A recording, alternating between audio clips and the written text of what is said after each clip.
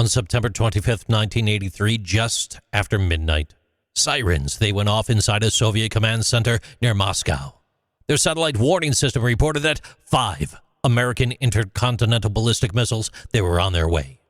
Each Minuteman missile carried a nuclear warhead roughly 20 times stronger than the bomb that destroyed Hiroshima in 1945. And if the report were true, millions would die within minutes. Soviet procedure was automatic. Confirm the alert. Notify the chain of command. Prepare to fire back. At that time, the United States had more than 23,000 nuclear warheads, and the Soviets, they had roughly the same. A launch order would have set both arsenals in motion and started the Third World War. The duty officer, Lieutenant Colonel Stanislaw Petrow, he stopped and thought. He was trained as an engineer. He knew American strategy. If the United States ever struck first, it would not be with just 5 missiles. It would be hundreds, launched from fields all over North America, along with submarines in all the oceans. Those numbers did not add up. He judged it a false alarm, and he was right.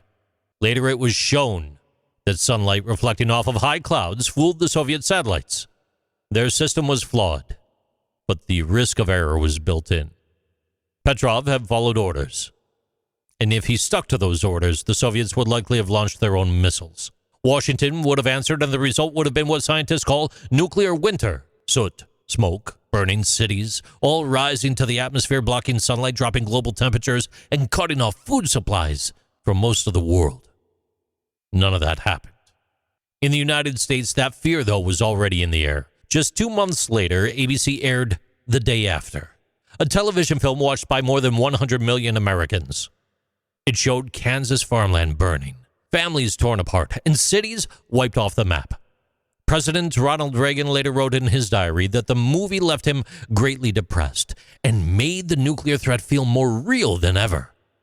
That shift helped push him towards arms reduction talks with Soviet leader Mikhail Gorbachev, which would eventually lead to treaties cutting back both nations' stockpiles.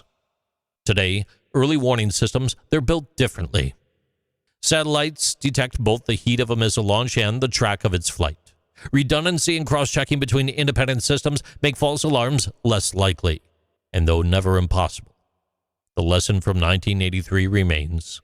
Technology may fail, but human judgment matters. Petrov, he never claimed to save the world, but his choice, September 25th that year, gave it a chance to keep spinning.